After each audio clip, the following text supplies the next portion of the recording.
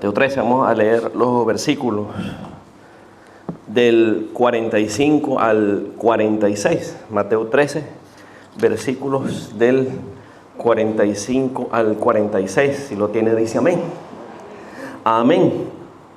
Dice la palabra del Señor: también el reino de los cielos es semejante a un mercader que busca buenas perlas, que habiendo hallado una perla preciosa, fue y vendió todo lo que tenía y la compró. También el reino de los cielos es semejante a un mercader que busca buenas perlas, que habiendo hallado una perla preciosa, fue y vendió todo lo que tenía y la compró. Amén. Hermanos, pongámonos de pie para orar. Amado Señor, amado Dios Todopoderoso, bendito sea tu nombre. Padre, con un corazón agradecido, Señor, y humillado, venimos delante de ti, mi Señor. Padre, reconocemos que tú eres bueno, Señor. Reconocemos que tu voluntad es buena para con nosotros. Reconocemos tu amor. Reconocemos tu misericordia, amado Dios, Señor. Reconocemos la maldad, Señor, y el pecado que hay dentro de nosotros. Padre, te pedimos, Señor, que nos ayudes, Señor, a seguir adelante, que nos esfuerces, Padre, que sigamos en el camino recto de la verdad y la vida. Padre, por nuestras propias fuerzas no podemos, Señor. Necesitamos de ti todos los días, Señor, de nuestra vida. Necesitamos de ti para todas las cosas.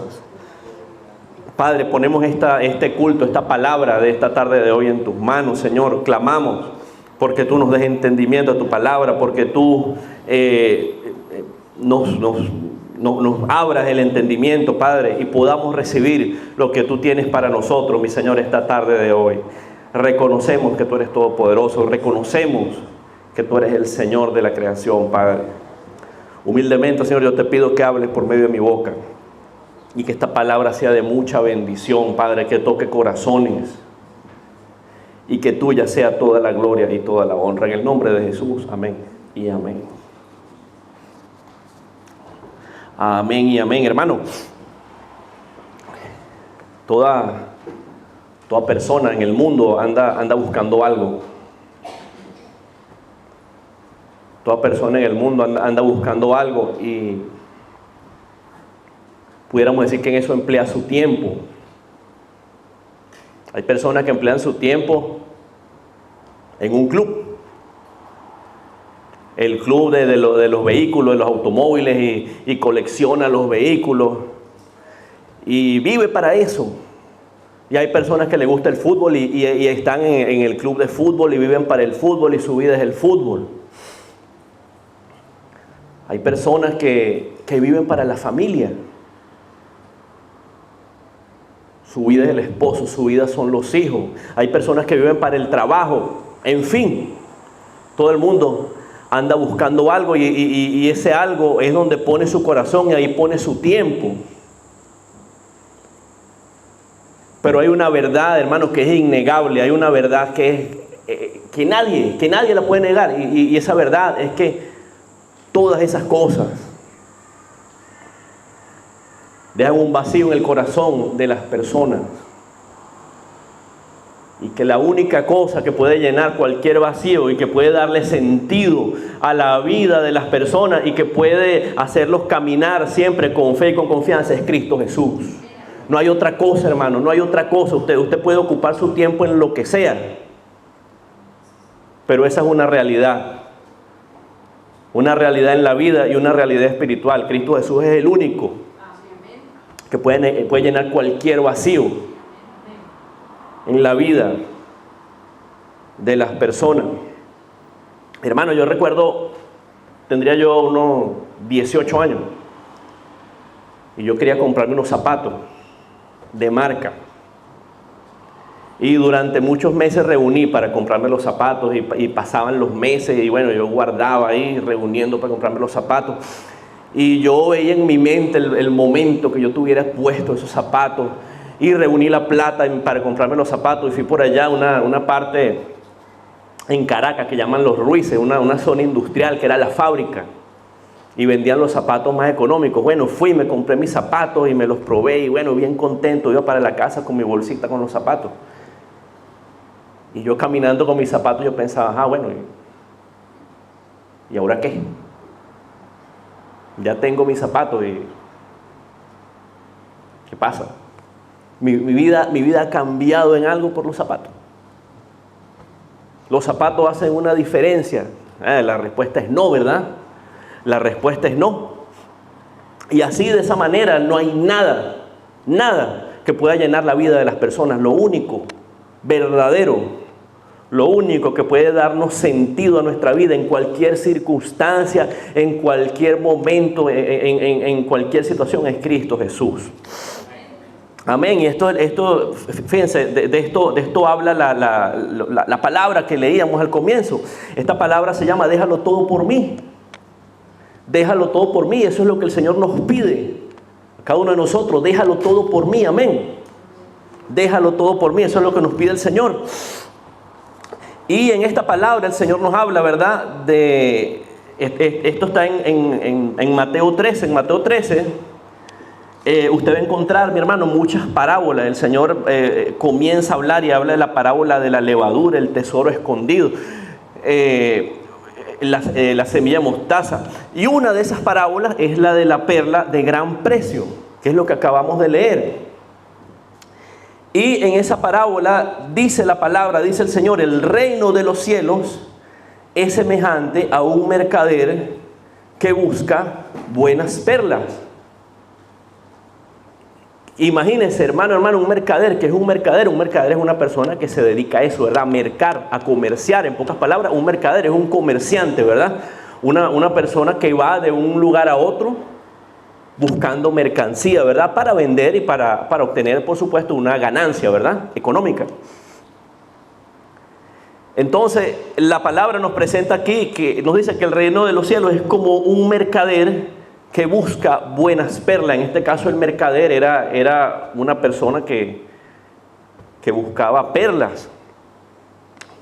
Una perla es una piedra preciosa, podríamos llamarlo así, ¿verdad? Que se produce de una manera muy peculiar, se produce dentro de una ostra, pudiéramos llamar, y comienza a producirse a partir de un granito de arena. Y esa ostra, ese crustáceo, ese animal allí genera como un nácar. Y con el tiempo se produce la perla como tal, ¿verdad? Y las perlas son una piedra fina, es algo valioso, ¿verdad? Entonces, aquí en Mateo 13, este mercader que buscaba esas buenas perlas, ¿verdad? Dice la palabra que habiendo hallado una perla preciosa, buscaba perlas, pero consiguió una perla preciosa, algo bien especial, ¿verdad? Fue y vendió todo lo que tenía y la compró. Es decir, este señor vio tanto valor, vio que esa perla era tan valiosa, era tan importante, era algo tenía tanto impacto, que él decidió vender todo lo que tenía para comprar esa perla.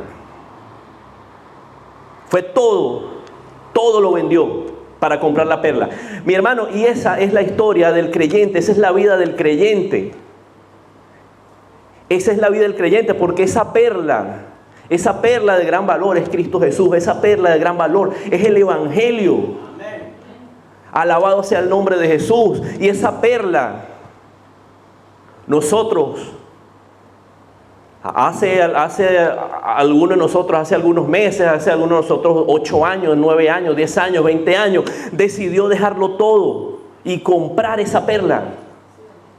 Comprar esa perla, hermano, esa es la realidad espiritual de cada uno de nosotros. Cristo Jesús es la perla. El Evangelio de salvación es la perla que nosotros hemos comprado.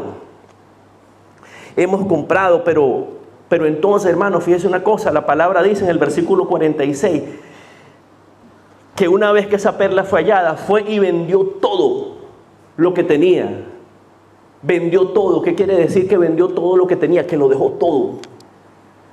Vendió todo lo que tenía, quiere decir que lo dejó todo. ¿Lo dejó todo por quién? Por seguir a Cristo Jesús. Quiere decir que esa persona dejó todo atrás. Esa persona dejó todo atrás, dejó las ataduras, dejó los vicios, dejó las cargas, dejó todo para seguir a Cristo Jesús. Para seguir a Cristo Jesús. Hermano, anteriormente, como decía al comienzo, todos andábamos buscando algo. Todos andábamos buscando algo, pero ¿cómo era nuestra vida? Una vida vacía, una vida vana. Una vida sin dirección, como un barco a la deriva, que uno se dejaba llevar por un viento de aquí y de allá. Ahora no, ahora en Cristo Jesús tenemos una dirección, tenemos un camino seguro, porque uno sabe que no importa que pase lo que pase, estemos en las buenas, en las malas, tenemos un Dios que es poderoso y que nos puede guiar y nos puede acompañar en cualquier momento. Amén. Que su palabra nos llena, que Dios nos acompaña, que cualquier necesidad uno se humilla delante del Señor, el Señor lo levanta y lo ayuda. Amén.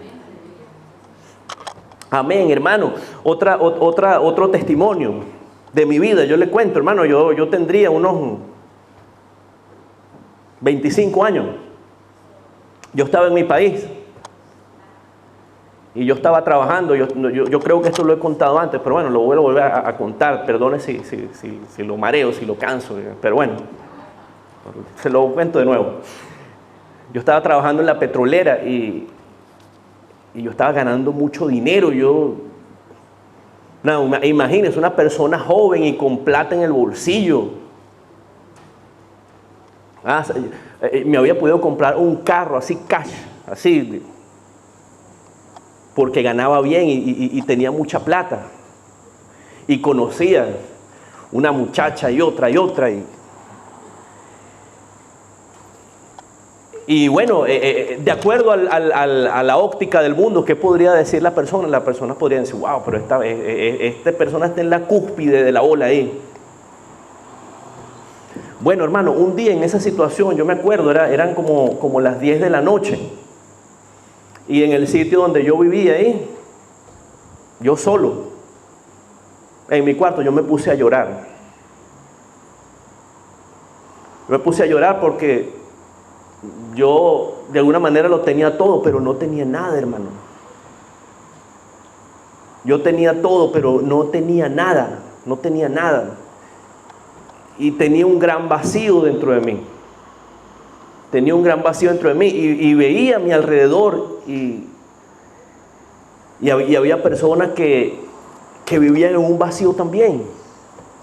Vivían en un vacío, en el vacío de las apariencias, en el vacío de proyectar una imagen de quién vive una vida mejor, quién se pone la mejor ropa, quién ¿me entienden?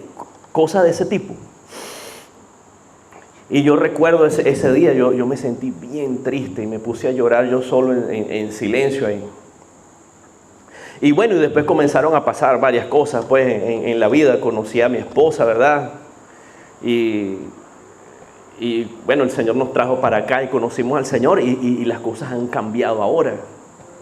Las cosas han cambiado, ¿verdad? Como decía antes, no importa cuál es la situación de uno sabe, ¿verdad? Que en Cristo hay un camino, en Cristo hay una verdad y hay un Dios y hay un Padre que nunca nos abandona. Hermano, pero Dios nos demanda eso. Dios nos demanda de que lo dejemos todo por Él. Dios nos demanda que lo dejemos todo por Él. ¿Y qué significa dejarlo todo? Dejarlo todo no quiere decir, ¿verdad?, que todos vamos a ser pastores, por ejemplo. Porque ese es un llamado que el Señor le ha dado a algunas personas en especial, ¿verdad? No a todo el mundo, no todo el mundo va a ser pastor. A quien el Señor levante, bueno, gloria a Dios, ¿verdad? Esa persona es pastor y si va con la dirección del Señor, bueno, la obra permanece. Pero dejarlo todo significa darle el primer lugar a Dios en todo. Darle el primer lugar a Dios en todo. Reconocer que Dios es nuestro Señor. Reconocer que tenemos que hacer su voluntad. Reconocer que no hay ídolos en nuestra vida. Reconocer que las posiciones, los títulos, la riqueza, los privilegios, no importa. No importa nada de eso. Entonces vamos a ver qué tenemos esta tarde de hoy, ¿verdad? Con la ayuda del Señor, vamos a ir viendo varias cosas, ¿verdad? Que el Señor nos demanda, ¿verdad? Esa perla preciosa que es el Señor, déjalo todo por mí, se llama esta palabra. Y para comenzar vamos a ver la enseñanza número 1.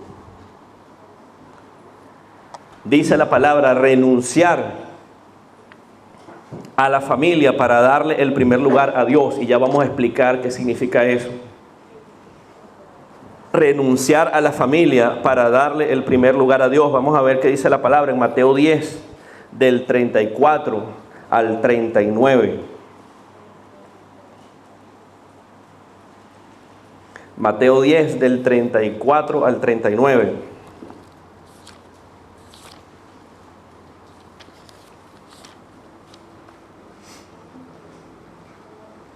Lo tenemos. Amén. La palabra dice, Jesús causa de división. Jesús causa división. Y esto casualmente estábamos hablando en la célula el martes pasado. Dice la palabra, ¿verdad? No penséis, habla el Señor Cristo Jesús, no penséis que he venido para traer paz a la tierra. No he venido para traer paz, sino espada. Porque he venido para poner en disensión al hombre contra su padre, a la hija contra su madre, y a la nuera contra su suegra, y los enemigos del hombre serán los de su casa. El que dice la palabra, ¿verdad? El que ama a padre o a madre más que a mí, no es digno de mí. El que ama a hijo o a hija más que a mí, no es digno de mí. Y el que no toma su cruz y sigue en pos de mí, no es digno de mí. El que haya su vida la perderá, y el que pierde su vida por causa de mí la hallará. Amén, ¿verdad? Entonces, hermanos, si usted lee los primeros versículos, ¿verdad? Pareciera, aparentemente, ¿verdad?, que hay una contradicción allí, pero bueno, si Cristo Jesús es el príncipe de paz, si es un Dios de paz, un Dios de amor, ¿cómo es eso que el Señor dice, no penséis que he venido para traer paz a la tierra, no he venido para traer paz sino espada? Uno dice, bueno, pero ¿cómo es eso? ¿Qué está pasando allí? Y sigue leyendo la palabra y dice, he venido para poner en disensión al hombre contra su padre, a la hija contra su madre, a la nuera contra su suegra. Entonces uno entiende menos, uno dice, bueno, pero ¿qué pasa aquí? Y cuando lee el versículo 36, y los enemigos del hombre serán en su casa, uno entiende mucho menos, ¿verdad? Pero ya cuando empieza a leer del versículo 37 en adelante, la palabra da una claridad allí, se entiende mejor, ¿verdad? Porque el versículo 37 dice, el que ama a padre o madre más que a mí, no es digno de mí. El que ama a hijo o a hija más que a mí, no es digno de mí. Entonces, cuando la palabra habla de poner en disensión al hombre contra su padre, a la hija contra su madre, etcétera, eso no quiere decir que uno, el cristiano, uno, el creyente, uno va a dejar de querer a su papá, a su mamá, a su familia, uno los va a hacer a un lado, uno los va a poner a un lado. No, la palabra se refiere, y el versículo 37 es claro en eso. La palabra dice que sí, está bien, usted puede amar a su mamá y a su papá y a su familia, pero el primer lugar es para Dios. El primer lugar es para Dios, amén. El primer lugar es para el Señor. Hermano, a veces la familia puede ser un tropiezo grande. La familia puede ser un tropiezo grande. ¿Por qué? Por la palabra, por las creencias. La mayoría de nosotros, ¿verdad?, antes de venir a los caminos del Señor, veníamos de la iglesia católica, ¿verdad? Y una realidad espiritual es que esas cadenas, las cadenas de idolatría, las cadenas de religión son difíciles de romper. Son difíciles de romper. Entonces algunas personas dicen, bueno, yo nací en esta religión, en la religión de mis padres, y en ella moriré. En ella moriré. Y eso es verdad, va a morir. Va a morir, porque si usted no se sale de ahí, va a morir y va a pasar su eternidad en el infierno. Aunque suene difícil. Una realidad dolorosa, pero cierta. No, yo nací en esta religión, en esa religión moriré. Bueno, la palabra, ¿verdad?, nos llama, ¿verdad?, en ese sentido, lo que hemos explicado antes. Bueno, vamos a renunciar a la familia. ¿En qué sentido? En el sentido de que antes que la familia está Dios. Antes que la familia está Dios. Hermano, si usted va a Éxodo, en Éxodo 20, ¿verdad? Vamos a Éxodo 20.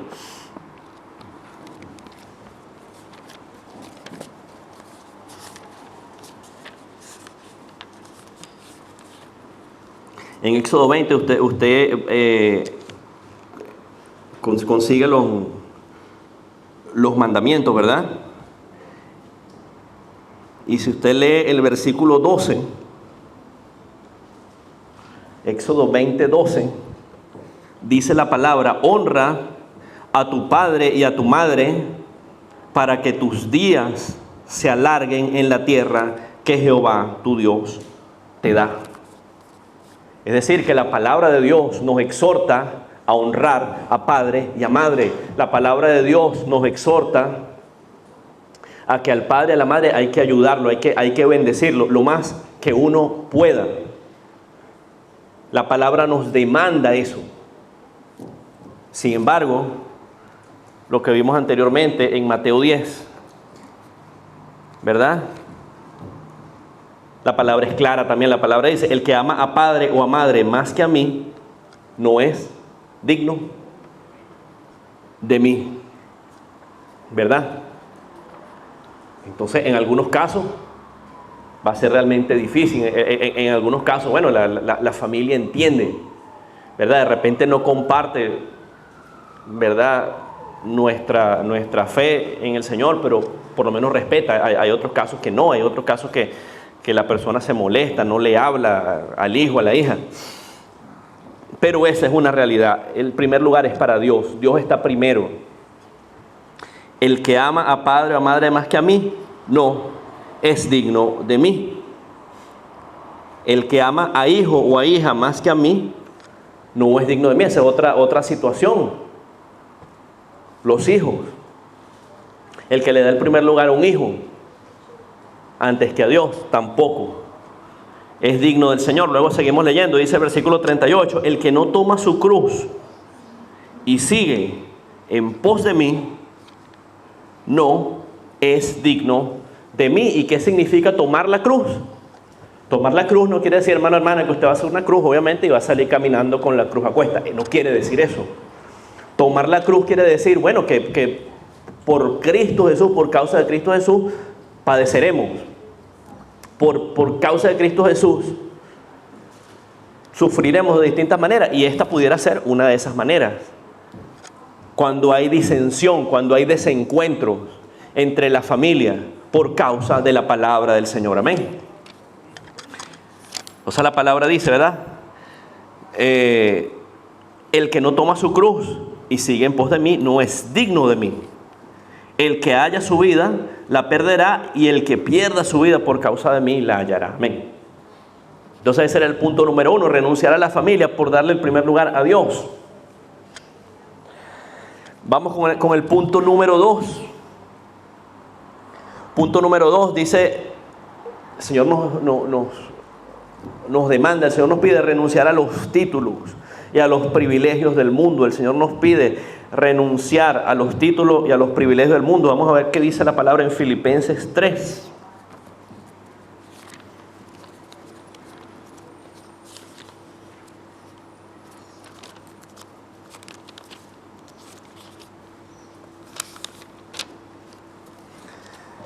Filipenses 3. Vamos a leer del 4 al 9.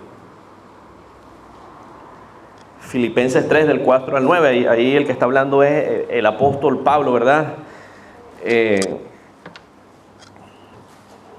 El Espíritu Santo habla por medio de él. Filipenses 3, 4 al 9 dice: renunciar a los títulos y privilegios del mundo. Dice la palabra del Señor: aunque yo tengo también de qué confiar en la carne. Dice Pablo: si alguno piensa que tiene de qué confiar en la carne, yo más. Circuncidado al 8º día, del linaje de Israel, de la tribu de Benjamín, hebreo de hebreos. En cuanto a la ley, fariseo.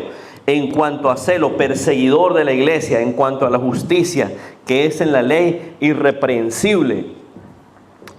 Pero cuantas cosas eran para mí ganancia, las he estimado como pérdida por amor de Cristo. Y ciertamente aún estimo todas las cosas como pérdida por la excelencia del conocimiento de Cristo Jesús, mi Señor, por amor del cual lo he perdido todo y lo tengo por basura para ganar a Cristo y ser hallado en él, no teniendo mi propia justicia que es por la ley, sino la que es por la fe en Cristo, la justicia que es de Dios por la fe. Amén. Amén. Estamos hablando, ¿verdad? Punto número 2, renunciar a los títulos, a los privilegios del mundo. Aquí el apóstol Pablo, él estaba exponiendo eso. Lo que él dice era cierto. Pablo,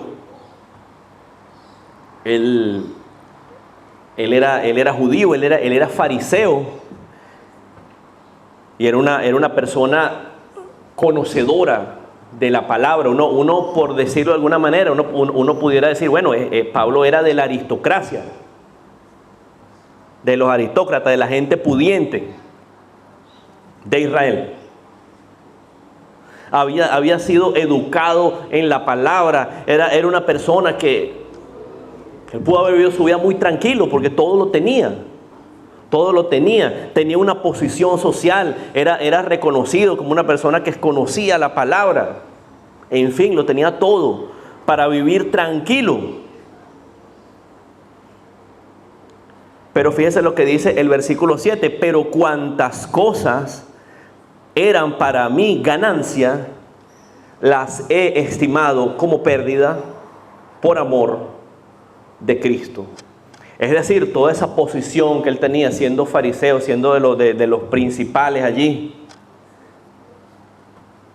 de los judíos, todo eso que para el mundo era una ganancia, él que dice, bueno, todo eso yo lo estimo como pérdida por amor a Cristo Jesús.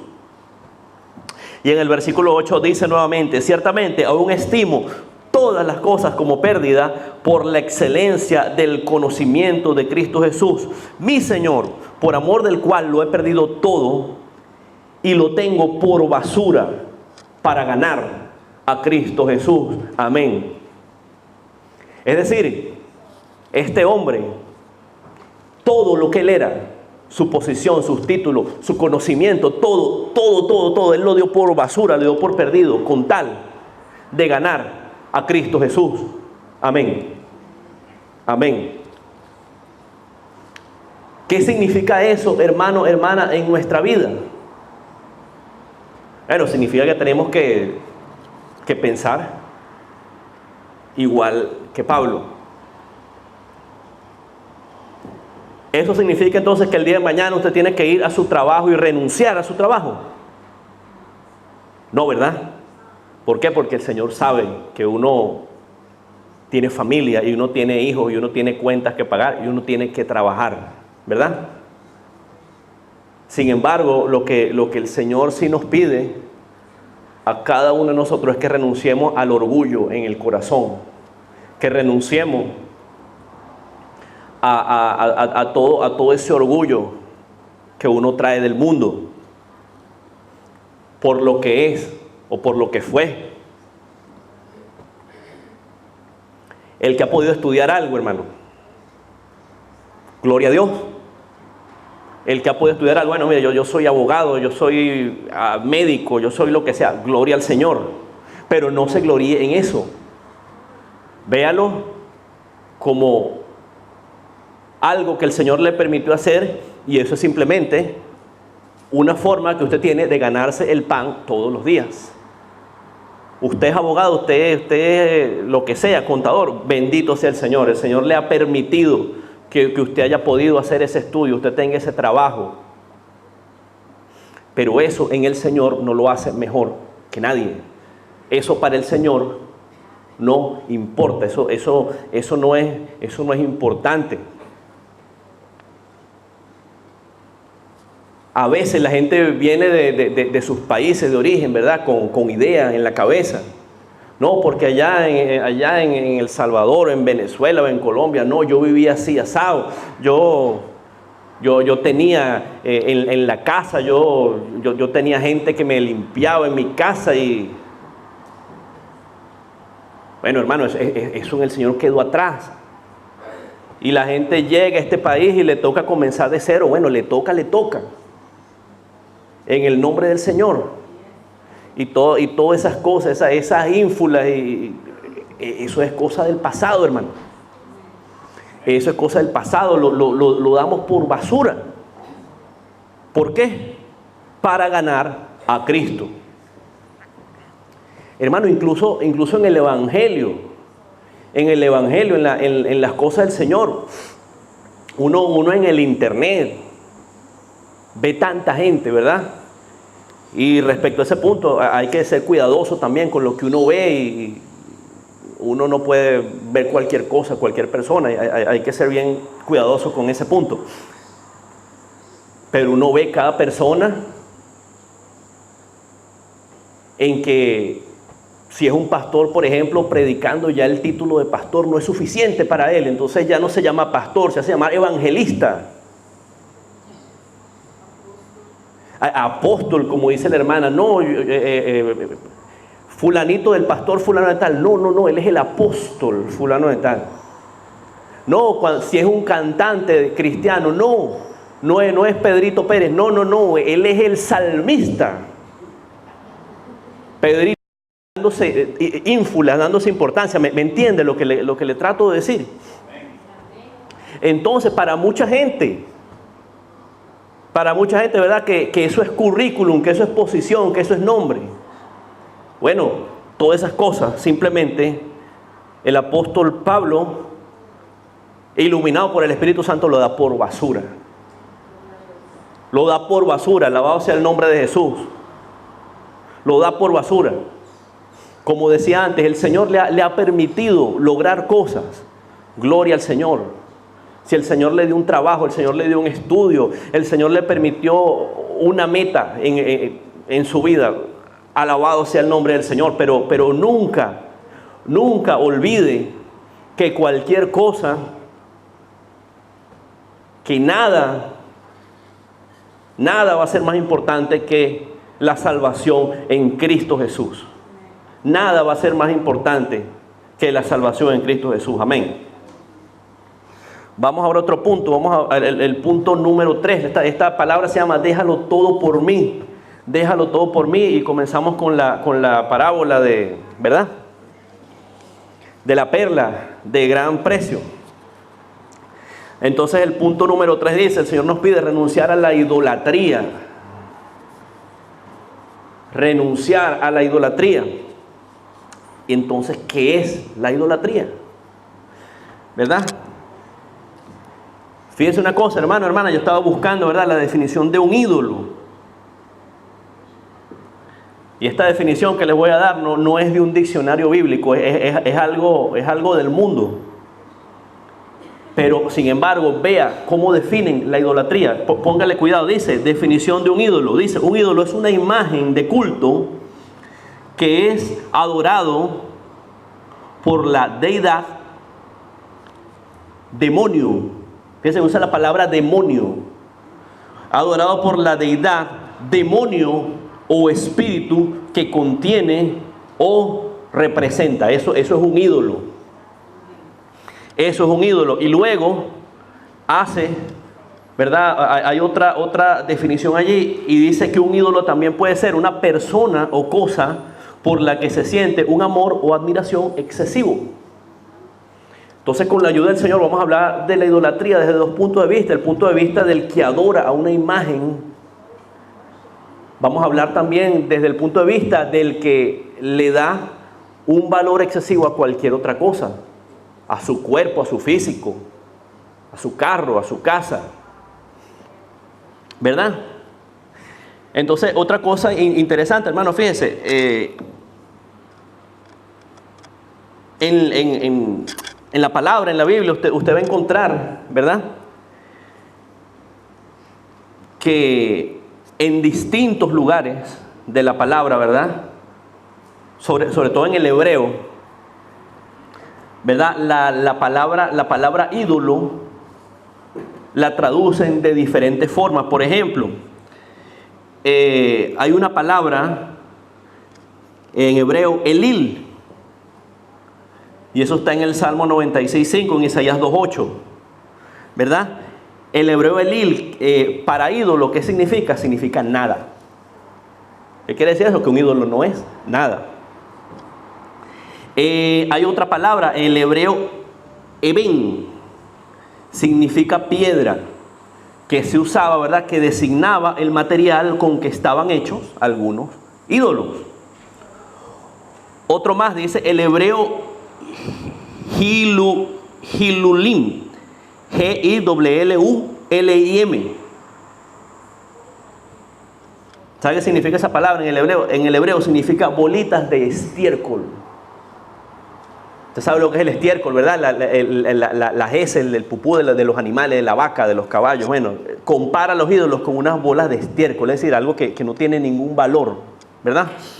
Y hay otra, dice Elilim, E-L-I-L-I-M, y eso significa diosesillos, un término despectivo hacia los falsos dioses.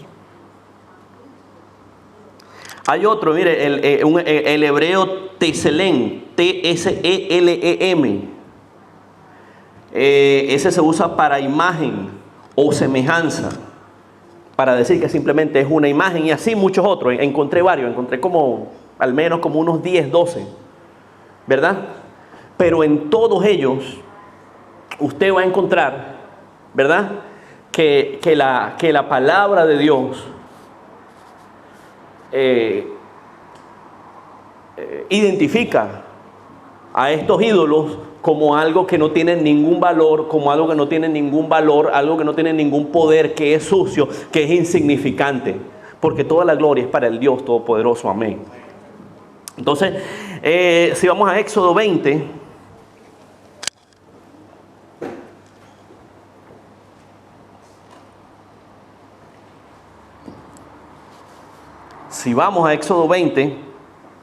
leemos de los versículos 3 al 6.